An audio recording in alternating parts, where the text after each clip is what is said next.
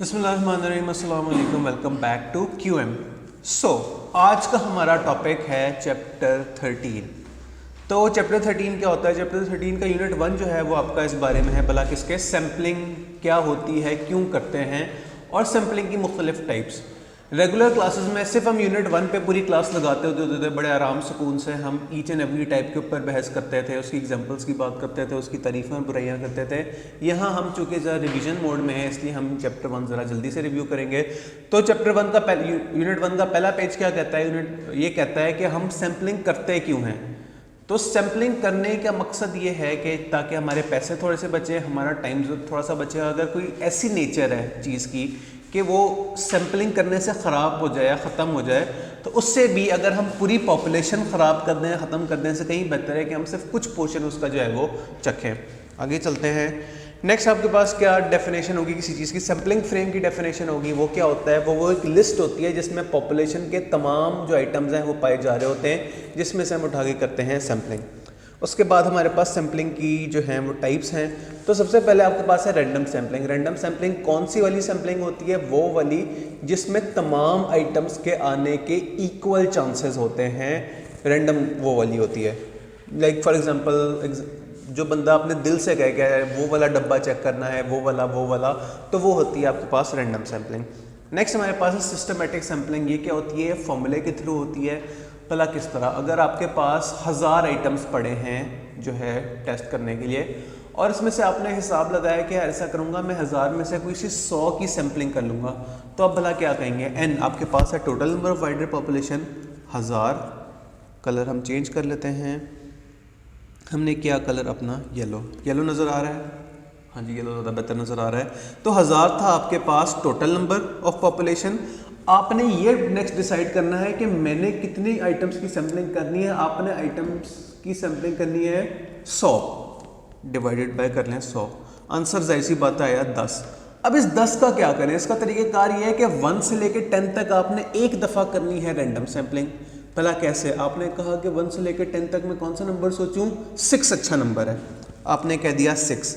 अब आपने इसमें जो है ये वाला नंबर वो ऐड करते चला जाना है। आप 6th आइटम देखेंगे, आप 16th आइटम देखेंगे, आप 26th आइटम देखेंगे, ऑनवर्ड्स आप 996 जो है वो आइटम देखेंगे, और आपके इस तरह से जो है वो 100 सैंपल्स पूरे हो जाएंगे। ये थी आपके पास सिस्टमेटिक सैम्पलिंग। नेक्स्ट आपके पास है स्ट्रेटिफाइड सैम्पलिंग।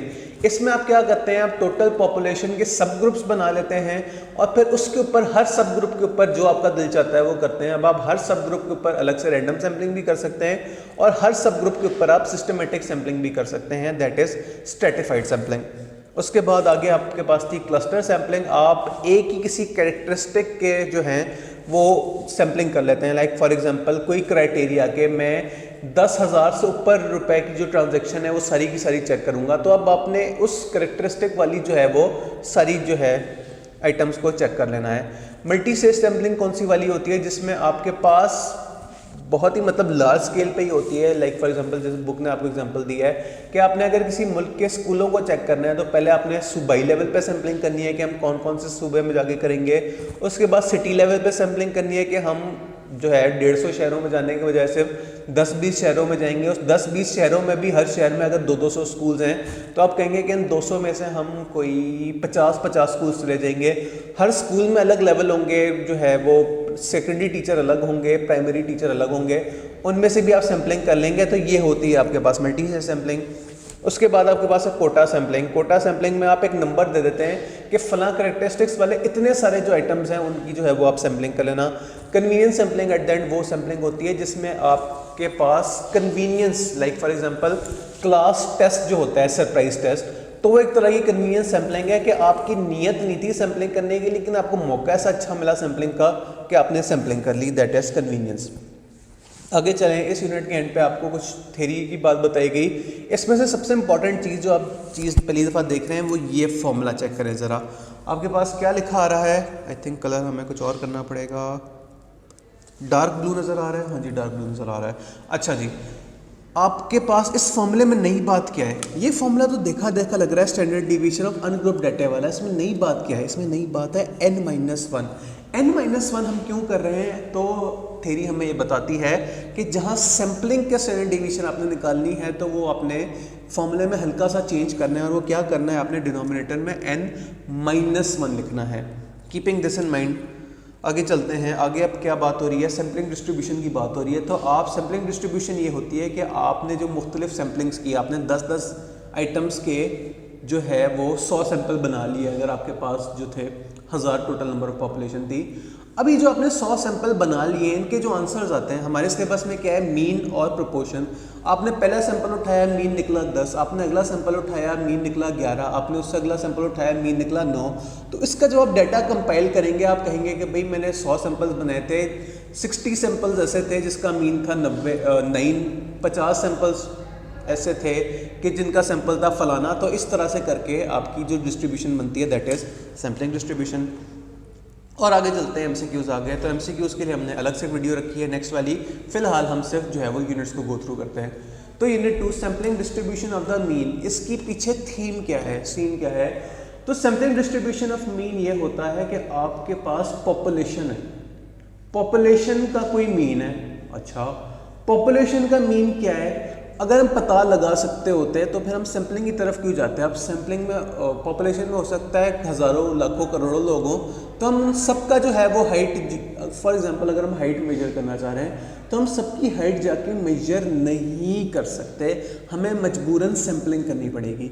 हमने सैम्पलिंग कर ली, हमने 1 करोड़ में से जो है वो 5 लाख लोगों का जो है हाइट मेजर कर ली। अब उन 5 लाख लोगों की एवरेज हाइट निकली 5 फुट 10 इंच। अब मैं क्या करूंगा, सैम्पलिंग डिस्ट्रीब्यूशन ऑफ मीन मुझे क्या कहेगी, मैं यूजिंग कुछ फॉर्मूलाज एक जो है बना लूंगा पैरामीटर, एक मैं रेंज बना लूंगा कि अच्छा अगर इन 5 लाख लोगों की जो एवरेज हाइट है वो 5 फुट 10 इंच है, तो ज़रूर जो बाकी 10 करोड़ लोग हैं उनकी भी जो हाइट है वो 5 फुट 6 इंच से लेके 6 फुट के दरमियान कहीं पाई जा रही होगी। और ये था एक सेंटेंस में सैम्पलिंग डिस्ट्रीब्यूशन सारी की सारी। आपने सैंपल की बेस पे पॉपुलेशन की जो है वो मीन का हिसाब लगाना है। क्या उसका तरीक़ेकार होगा, क्या फॉर्मूला यूज़ होंगे, वो भी हम देख लेते हैं। तो सबसे पहले आपके पास एक फॉर्मूला आ रहा है स्टैंडर्ड एरर का। स्टैंडर्ड एरर क्या होता है, तो जिस तरह स्टैंडर्ड डिवीजन होती थी डाटा की, इस तरह जो सैम्पलिंग डिस्ट्रीब्यूशंस का जो स्टैंडर्ड डिवीजन होती है उसे हम प्यार से स्टैंडर्ड एरर कहते हैं। वंस अगेन बुक ने हमें रिमाइंडर दिया कि भाई n-1 वाला फॉर्मूला यूज़ करना। अब लंबा रूट तो इसका ये है, इसका शॉर्टकट क्या है, तो याद करें जब हम कैलकुलेटर पे स्टैंडर्ड डिवीजन निकाल रहे थे तो वहाँ 2 तरह की स्टैंडर्ड डिवीजन आती थी, एक ये वाली और एक ये वाली। तो सैम्पलिंग के केस में आपने ये यूज़ करनी है। अच्छा, कुछ कैलकुलेटर्स पे सिंपल स्टैंडर्ड डिवीजन इस साइन से आती है और जो है वो सिंपल की स्टैंडर्ड डिवीजन वो स्मॉल एस से आती है। तो आपने देख लेना है आपके कैलकुलेटर पे जो है वो इसकी स्टैंडर्ड डिवीजन वो किस फॉर्म में आ रही है। अच्छा, यहाँ तक क्लियर। अच्छा, अगला क्या फॉर्मूला हमने देखना है, ये वाला फॉर्मूला चेक करें जरा। Standard error of the mean कैसे हम निकालेंगे, standard division of the sample divided by square root जो है वो सैंपल साइज। अच्छा, फॉर्मूला याद हुआ, आगे चलें। याद मैं आपको करा नहीं रहा, रिमाइंड करा रहा हूँ, याद करें, हमने रेगुलर क्लास में सारी चीज़ें पढ़ी थी। नेक्स्ट आपसे जो है वो स्टैंडर्ड एरर निकलवाया जा रहा है, वेरी इजी। क्या करेंगे, 100 आइटम्स थे, 25 स्टैंडर्ड डिवीजन थी, तो क्या फॉर्मूला होगा, 25 डिवाइडेड बाय स्क्वायर रूट 100 यानी कि 25 डिवाइडेड बाय 10 यानी कि 2.5 is the standard error. Check करें 2.5। नेक्स्ट 50 आइटम्स थे, स्टैंडर्ड डिवीजन 35 थी, 35 डिवाइडेड बाय स्क्वायर रूट 50 क्या बना, that will be your answer. Answer आया 4.95। नेक्स्ट एक सिंपल था 50 आइटम्स का, उसका स्टैंडर्ड डिवीजन ऑलरेडी निकाला हुआ है, तो इस ऐसा करें इसका स्टैंडर्ड एरर निकाल दें। इससे पहले कि हम इसका स्टैंडर्ड एरर निकालें, पहले गौर से देखते हैं कि स्टैंडर्ड डिवीजन जो निकली है वो ठीक निकली है। तो क्या उसने फॉर्मूला लगाया, स्क्वायर रूट 500 डिवाइड बाय 50, नहीं, गड़बड़ है, हमें यहाँ n-1 करना चाहिए था, ये तो उसने डायरेक्ट n लिखा हुआ है। तो हम जो है स्टैंडर्ड डिवीजन को दोबारा कैलकुलेट करेंगे ठीक करके। भला कैसे, 500 डिवाइड बाय स्क्वायर रूट तो ऑलरेडी है, सॉरी, 500 डिवाइड बाय 49। अब देखें क्या आती है आपके पास standard division, 500 divided by 49। Calculator बोला 3.1943। अब ये हमारे पास सैंपल की स्टैंडर्ड डिवीजन है, पहले हमारे पास सादी स्टैंडर्ड डिवीजन थी जो कि हमें नहीं चाहिए थी। अच्छा, नेक्स्ट हमें क्या चाहिए, standard error of the mean. अब तो हमें निकालना आता है क्या हमने करना है 3.1943 डिवाइडेड बाय भला क्या स्क्वायर रूट, मतलब स्टैंडर्ड एरर निकालना है ना हमारे पास। अभी फिलहाल क्या निकली है स्टैंडर्ड डिवीजन, जो कि निकली 3.19 स्क्वायर रूट n-1, क्या आपके पास आएगा, sorry n-1 is simple n divide by square root 50। Answer हमारे पास आया 0.45। ये थी हमारे पास standard division of the sampling distribution, जिसे हम प्यार से स्टैंडर्ड एरर कहते हैं। नेक्स्ट आपके पास दो अदर डेफिनेशंस हैं, किसकी, पॉइंट एस्टिमेट की और रेंज एस्टिमेट की। खैर यहाँ से पॉइंट एस्टिमेट की है, लेकिन इसका जो अपोजिट है वो रेंज एस्टिमेट है। भला क्या, जब एक सिंगल फिगर यूज की जाती है to estimate the parameter of a population, आप सैंपल की बेस पे पूरी पॉपुलेशन का अगर हाइट या वेट या किसी भी चीज़ का मीन पता लगा लेते हैं तो वो कहलाता है पॉइंट एस्टिमेट। आगे चलें, इस स्लाइड में बहुत सारा डाटा है, मैं आपको इसकी रीडिंग में बिल्कुल नहीं घुसाऊंगा। मैं आपको जो यहाँ इस 3 मेन बातें हो रही हैं उस पर हम बात कर लेते हैं। सबसे पहली बात हो रही है कॉन्फिडेंस लेवल की। तो अगर सवाल में हमारे पास सैम्पलिंग जो है वो मीन गिवन है, हमने सैंपल का मीन निकाला 5 फुट 10 इंच, तो अगर हमसे सवाल ये कहे कि 95% कॉन्फिडेंस लेवल पे बताओ कि आपकी पॉपुलेशन का मीन क्या होगा, हमने किस तरह की कैलकुलेशन की होगी कि ज़रूर हमारा जो आंसर है वो 5 फुट 6 इंच से लेके 6 फुट 2 इंच के दरमियान होगा। इस तरह की कोई रेंज हम निकाल लेंगे। अब कॉन्फिडेंस लेवल 95 एक रीजनेबल कॉन्फिडेंस लेवल है, हमारी रेंज जो है वो भी रीजनेबल है, 5 फुट 6 इंच से 5 फुट जो है 6 फुट 2 इंच, मतलब दोनों साइडों पे बराबर गैप होना चाहिए ना। 5 फुट 6 इंच से 4 इंच ऐड करो तो 5 फुट 10 इंच, जो कि हमारा सैंपल का मीन है, और 5 फुट 10 इंच में हमने 4 इंच ऐड किया तो हमारे पास आया 6 फुट 2 इंच। पता है ना फुट में कितने इंच होते हैं, 12 इंच होते हैं। अच्छा, हमारे पास जो है वो 95% कॉन्फिडेंस लेवल पे आ गया रेंज। अगर सवाल कहता है नहीं यार तसल्ली नहीं हुई 95% कॉन्फिडेंस लेवल, ऐसा करो मजीद इसमें रिफाइनमेंट लेके आओ, 99% कॉन्फिडेंस लेवल मुझे चाहिए। अब क्या करेंगे, अब हमारी रेंज जो है वो इंक्रीज हो जाएगी। तो कॉन्फिडेंस लेवल एक तरह की आपके पास ये होता है कि आपको कितना एक्यूरेट डाटा चाहिए, जितना ज़्यादा एक्यूरेट डाटा होगा उतनी जो डाटा की रेंज ज़्यादा है। तो ये था आपके पास कॉन्फिडेंस एरर और कॉन्फिडेंस लेवल। उसमें दो बातें और क्या काम की हैं, 95% कॉन्फिडेंस लेवल जो होता है 1.96 स्टैंडर्ड डिविएशंस दूर होता है, और जो 99% होता है वो ±2.58। ये मैंने आपको कल भी रिमाइंड कराया था, आज फिर रिमाइंड कराता जाऊँ कि 95% के केस में 1.96 यूज़ होगा सवालात में जी वैल्यू, और 99% केसेस में 2.58 वैल्यू यूज़ होगी।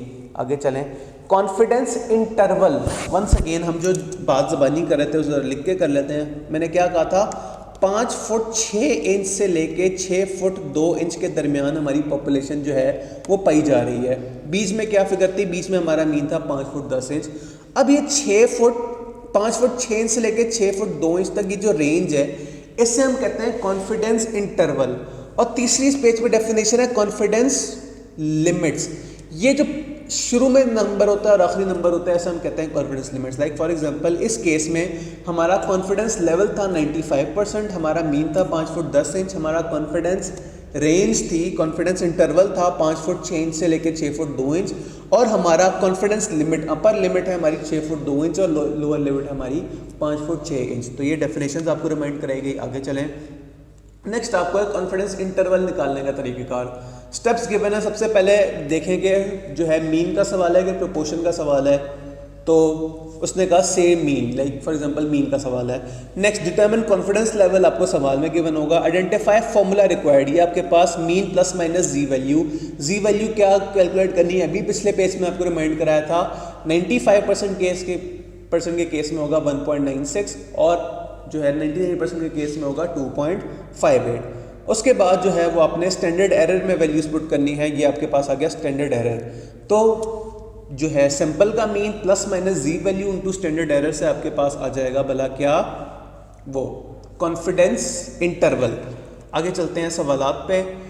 क्या डाटा है, 100 स्टूडेंट था ACAP के, उनकी मीन हाइट थी 170 सेंटीमीटर, स्टैंडर्ड डिवीजन थी 8 सेंटीमीटर। ऐसा करें, कॉन्फिडेंस लिमिट्स निकालते हैं 95% कॉन्फिडेंस लेवल पे। क्या फॉर्मूला था, सैंपल का मीन यानी कि 170 प्लस माइनस 1.96 मैंने क्यों लिखा, क्योंकि 95% कॉन्फिडेंस लेवल था, into standard error. Standard error क्या होता है, standard division of sample divide by square root n। Square root n क्या है, 100। क्या लिखूंगा मैं कैलकुलेटर पे, 170 plus 1.96 into 8 over square root 10। Calculator बोला 171.568।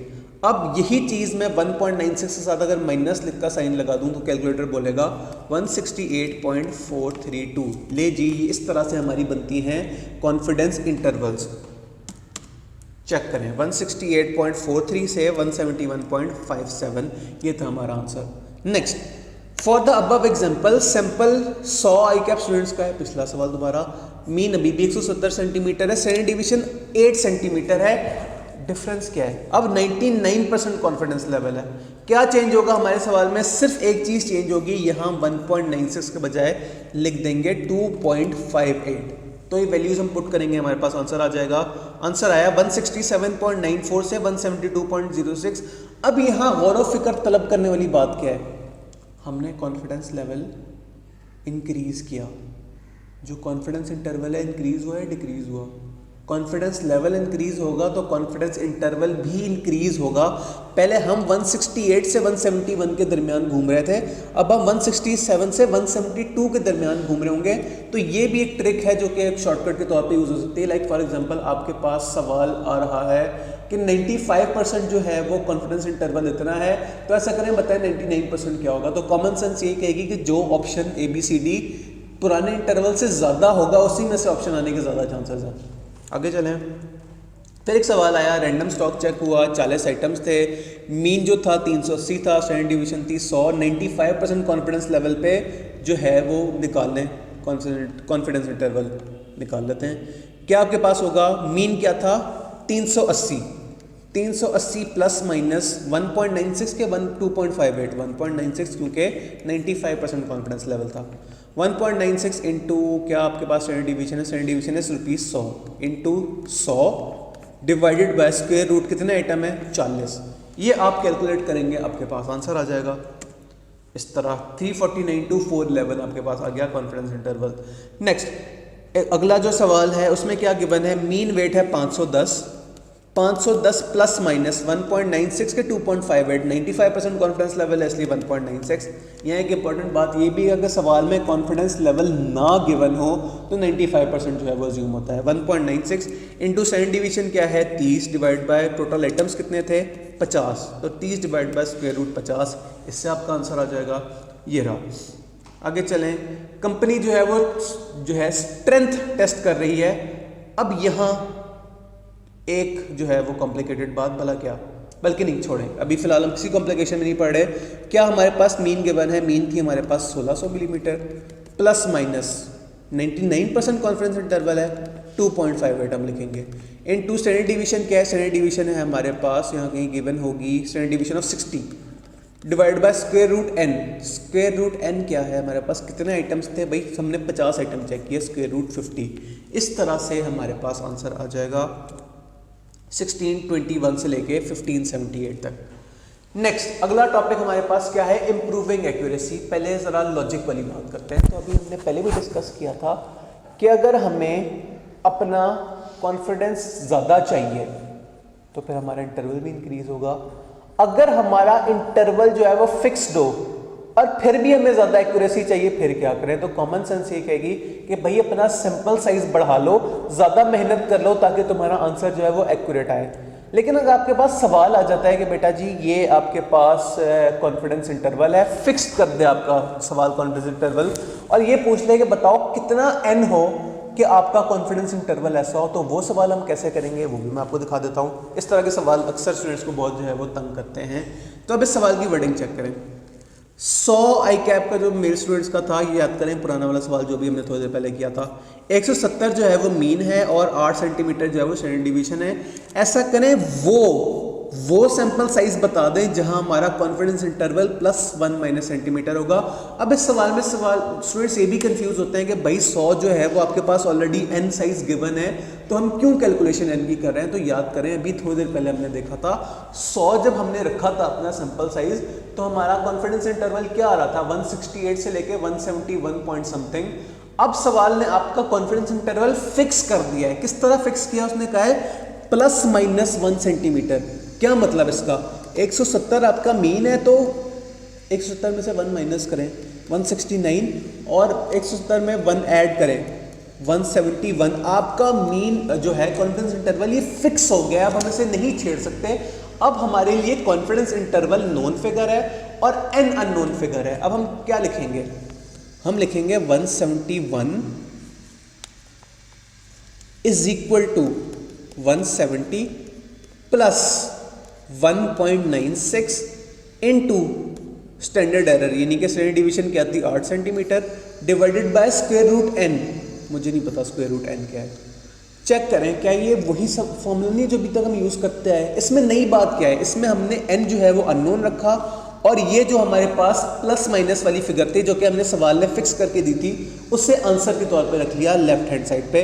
इसको करने का दूसरा तरीका क्या हो सकता था, आप ये कह सकते थे 169 is equal to 170 minus 1.96 into 8 over square root n।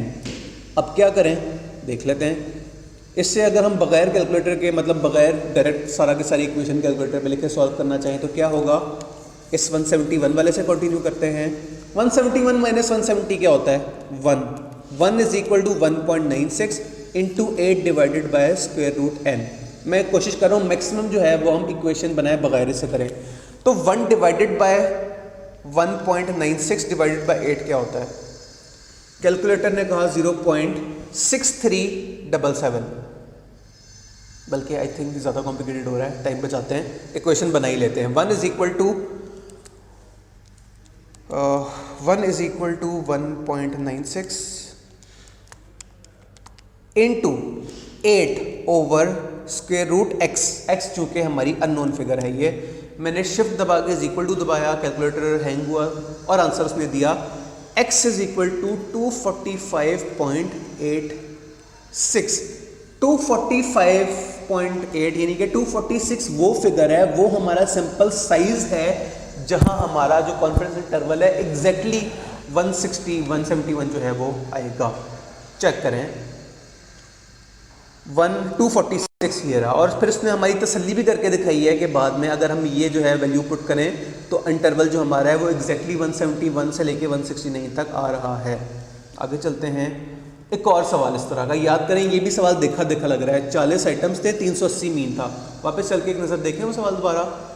ये याद करें इसकी हमारे पास कॉन्फिडेंस लिमिट्स क्या आई थी 349 टू 411। जब 95% कॉन्फिडेंस लेवल पे 40 आइटम्स थे तब कॉन्फिडेंस लेवल कुछ और था, अब कॉन्फिडेंस लेवल कुछ और है। अब भला क्या है, सॉरी कॉन्फिडेंस लिमिट नहीं, कॉन्फिडेंस लेवल नहीं, कॉन्फिडेंस लिमिट की बात हो रही है। अब हमारे पास गिवन बनी बनाई कॉन्फिडेंस लिमिट क्या है प्लस माइनस 20, यानी कि अगर मीन 380 था तो प्लस 20 क्या होता है 400। इक्वेशन क्या बनेगी 400 is equal to 380 plus 95% confidence level है यानी कि 1.96 इंटू स्टैंडर्ड डिवीजन क्या है, स्टैंडर्ड डिवीजन हमारे पास 100 divided by square root x। Calculate कर लें 400 is equal to 380 plus 1.96 into 100 divided by square root x। Calculator ने कहा 96, तो चेक करें सिंपल साइज बढ़ रहा है। 40 आइटम्स पहले थे, 96 आइटम्स अब है। क्या हम सही जा रहे हैं? हाँ जी, हमारा n बनता है 96.04। ये था हमारे पास मीन वाला यूनिट। और जाते जाते हमें एक फॉर्मूला बता दिया गया। क्या है ये फॉर्मूला? FPC। FPC क्या होता है? आपने अपने स्टैंडर्ड एरर से कोई जो फिगर है मल्टीप्लाई करनी है। अच्छा, कहाँ कहाँ करनी है? उस केस में जब आपकी जो है सैम्पलिंग वो विदाउट रिप्लेसमेंट हो रही है एंड आपका जो सिंपल साइज है वो more than 5% of the finite population है। लाइक फॉर एग्जांपल अगर पॉपुलेशन में कितने लोग थे, आसान नंबर ज्यूम करते हैं, 100 बंदे थे पॉपुलेशन में, और आपने 10 बंदों को उठा के सैंपल ले लिया विदाउट रिप्लेसमेंट, तो इस केस में आपने अपने स्टैंडर्ड एरर से ये जो चीज़ है ये भी ज़रूर जो है वो मल्टीप्लाई करनी है याद से। कंटिन्यू आगे चले। अगला unit sampling distribution of a proportion. Same concept है, यकीन माने, सिर्फ एक चीज़ डिफरेंट है। भला क्या? आपके पास स्टैंडर्ड एरर का फॉर्मूला चेंज हो गया। क्या है हमारे पास नया फॉर्मूला स्टैंडर्ड एरर का? Square root PQ over n। Keeping this in mind सवाल की तरफ जाते हैं। इन अ सैंपल देयर वर 500 बंदे जिसमें से 215 मेल थे। ऐसा करें कॉन्फिडेंस इंटरवल पूरी आबादी का निकाल दें कि अगर 500 में से 215 मेल निकले तो लाखों करोड़ों में से कितने जो है वो परसेंट जो है वो मेल होंगे। अब यहाँ हमारे पास मीन की बात नहीं हो रही, प्रोपोर्शन की हो रही है, परसेंटेज की बात हो रही है। कितने परसेंट बंदे मेल थे इस डाटा के? 43% जो बंदे थे वो थे क्या? मेल। सैंपल की बात हो रही है। तो अब इस सैंपल से हमने प्रोजेक्ट करके जाना है उस पे टोटल आबादी पे। क्या तरीकेकार होगा? सेम फॉर्मूला हमारे पास। सैंपल मीन क्या है? 0.43 प्लस माइनस क्या? 0.43 याद रखिए परसेंटेज है, plus minus 1.96 into standard error. Standard error का फॉर्मूला हमारे पास क्या है? P अगर 0.43 है तो Q क्या होगा? 0.57 डिवाइडेड बाय n। कितने बंदों का हमने सैंपल लिया था? 500 का। देख लें क्या आता है। 0.43 plus 1.96 into square root 0.43 into 0.7 divided by 500। Calculator बोला अपर लिमिट है 47.33% या 34% और लोअर लिमिट हमने प्लस के बजाय माइनस दबा देना है यहाँ। तो कैलकुलेटर ने कहा 38.66। लेट्स सी क्या हम सही जा रहे हैं। तो आंसर आता है 38.7 से 47.3। बिल्कुल सही जा रहे हैं हम लोग। इसे अगर हम रेस करके एक नज़र देखें, ये देखें 38.7 टू 47.3। नेक्स्ट, यही आपके पास वो है डाटा, लेकिन अब उसने हमारा जो है कॉन्फिडेंस इंटरवल फिक्स कर दिया। वो हमसे n पूछना चाह रहा है। अब क्या करें? सेम तरीका जो हमने पिछले मिनट में किया था। अब हमें फिक्स्ड इंटरवल क्या गिवन है? +-2 यानी कि 0.45 is equal to 0.43 plus 1.96 into standard error. P और Q हमारे पास गिवन है अभी भी, हाँ जी, 0.43 इंटू 0.57 डिवाइडेड बाय n। अब मुझे नहीं पता, कैलकुलेटर पे डायरेक्ट के सारा कुछ लिखते हैं। 0.45 is equal to 0.43 plus 1.96 into square root 0.43 इंटू 0.57 डिवाइडेड बाय x। शिफ्ट दबा के सॉल्व पे क्लिक किया, इज इक्वल टू दबाया, कैलकुलेटर हैंग हुआ और थोड़ी देर बाद कैलकुलेटर बोला x इज इक्वल टू 2353.9 यानी कि 2354। क्या हम सही जा रहे हैं? चेक करें। 2354 इज इक्वल टू n, हम सही जा रहे हैं। फिर आपके पास लास्ट यूनिट आ गया। स्मॉल सैंपल साइज के केस में आपका जो है क्या होगा तरीकेकार? तो स्मॉल सैंपल साइज के केस में मॉडिफिकेशन 1 तो वही है कि हम सीधा जिस तरह से मीन जो है वो हिसाब लगाते थे उसी तरह लगाएं। मॉडिफिकेशन 2 क्या है? मॉडिफिकेशन 2 ये है कि आप जी टेबल के बजाय टी टेबल यूज करें, टी डिस्ट्रीब्यूशन यूज करें। उसमें क्या होता है? इसमें एक नया कॉन्सेप्ट आपके पास है, degrees of freedom. Degrees of freedom कैसे कैलकुलेट करते हैं? n-1। आपके पास स्मॉल सैंपल साइज है, अगर 30 से कम आइटम्स हैं तो n-1 करके आपका डिग्रीज ऑफ फ्रीडम निकल आएगा। और अपनी डिग्रीज ऑफ फ्रीडम का करना क्या है? ये इस टेबल पे जाके आपने देखना है। लाइक फॉर एग्जांपल, अगर मेरा सैंपल साइज था 10 आइटम्स और मेरा कॉन्फिडेंस लेवल है भला क्या 95%, तो ऐसे मौके पे मैं आपको क्यों ना एक और चीज़ याद करवाता जाऊँ। कॉन्फिडेंस लेवल का कॉम्प्लीमेंट होता है सिग्निफिकेंस लेवल। ये आपके पास सिग्निफिकेंस लेवल गिवन है। वापस एग्जांपल की तरफ आते हैं। मेरा सैंपल साइज था 10 और मेरा कॉन्फिडेंस लेवल है 95%, तो मेरी टी वैल्यू क्या होगी? टी वैल्यू मुझे यहाँ कहीं से नजर आएगी, n-1 हो जाएगा 9 वाले कॉलम में मैंने कहाँ जाना है? 5% सिग्निफिकेंस लेवल किधर है? ये रहा 0.05। This is my T value. तो जहां हम पहले 1.96 और 2.58 से एड लेस करते होते थे, वहां हम 2.2621 से जो है वो मल्टीप्लाई किया करेंगे। एक सवाल भी इसका देख लेते हैं। ये आपके पास डाटा है 1 2 3 4 5 6 7 8 9 10 तरह के आपके पास गिवन है फिगर्स। अच्छा 10 है, स्मॉल सैंपल साइज है। तो इसे अगर हम टी टेबल से करना चाहें, टी डिस्ट्रीब्यूशन से करना चाहें तो क्या तरीकेकार होगा? ये हमारे पास स्टेप्स भी लिखे हैं। ऐसा करते हैं, स्टेप्स को फॉलो करते जाते हैं और सवाल सॉल्व करते जाते हैं। मैं आपको डिस्क्लेमर दे दूं कि तकरीबन वही तरीकेकार है जो जी टेबल का होता था। सबसे पहले वो कह रहा है ऐसा करें, सिंपल मीन निकाल लेते हैं। इन सारों को ऐड करें। 5.5 plus 6.1 plus 5.4 plus 5.8 plus 5.3 plus 4.8 plus 5.2 plus 4.6 plus 6.1 plus 5.2। Calculator ने कहा 54। टोटल कितने नंबर थे? 10। तो 54 डिवाइड बाय 10 आंसर आएगा मीन इज इक्वल टू 5.4 किसका मीन, सैंपल का कि पॉपुलेशन का, जाहिर सी बात है सैंपल का। अगली बात, ऐसा करें सैंपल की स्टैंडर्ड डिवीजन पता कर लें। मैं डायरेक्ट कैलकुलेटर से करूँगा, क्या करूँगा मैं, सेटअप दबाऊंगा, स्टैट में जाऊँगा, 1 वेरिएबल है कि 2 वेरिएबल है, 1 वेरिएबल है, एक्स है सिर्फ हमारे पास, 1 वेरिएबल पे क्लिक किया। फिर मुझे सारी जो है फिगर जो है पुट करनी है। मैं लिखूँगा 5.5, 6.1, 5.4, 5.8, 5.3, 4.8, 5.2, 4.6, 6.1 एंड 5.2 सारी फिगर्स मैंने इनपुट कर ली। मैंने एसी वाला बटन दबाया, मैंने शिफ्ट दबा के 1 दबाया और फिर मैं गया किधर, मैं गया इधर वेरिएंस में 5 पे मैंने क्लिक किया। अब मेरे पास दो ऑप्शंस आ रहे हैं। कैलकुलेटर कह रहा है या तो ये निकाल लो यानी कि स्टैंडर्ड डिवीजन, या आप ऐसा करो 4 क्लिक करके निकाल लो ये n-1। तो चूंकि ये सिंपल है इसलिए हमें n-1 वाला जो है वो स्टैंडर्ड डिवीजन चाहिए। मैं 4 पे क्लिक करूंगा, 3 पे नहीं करूंगा। कैलकुलेटर बोला standard division is equal to 0.49, इधर क्या 0.49888, मैं 499 ऐसे कर देता हूँ। ये हमारे पास आ गया standard deviation of the sample. Step 2 हो गया। स्टेप 3 ऐसा करें स्टैंडर्ड एरर निकाल लेते हैं। 0.499 divided by square root n, क्या था n हमारे पास 10, तो 0.4999 डिवाइडेड बाय स्क्वायर रूट 10 क्या होता है। कैलकुलेटर ने कहा हमारे पास स्टैंडर्ड एरर है 0.158।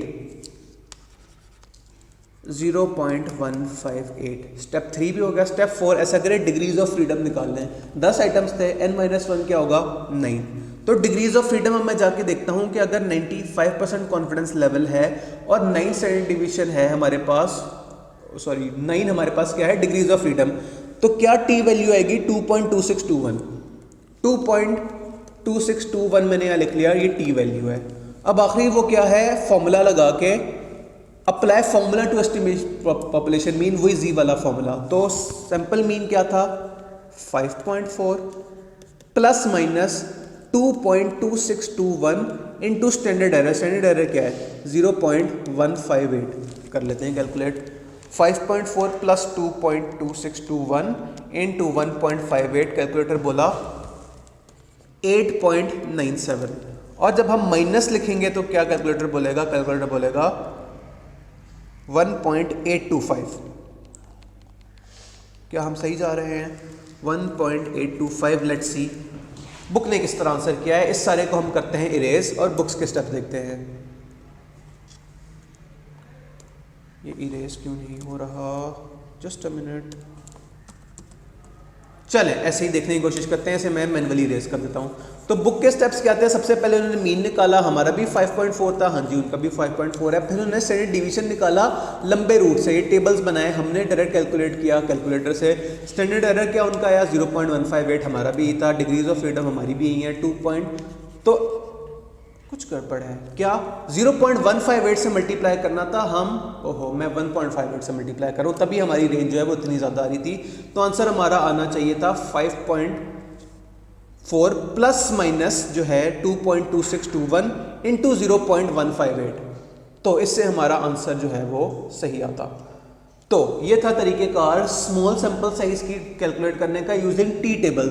तो हमारा जो है यूनिट पूरा हुआ, चैप्टर पूरा हुआ। अब एक अगली वीडियो में इसके जितने हम सवाल हैं वो मैक्सिमम करते हैं। फिलहाल 5 मिनट के लिए अल्लाह हाफ़िज़, मिलते हैं नेक्स्ट वीडियो में।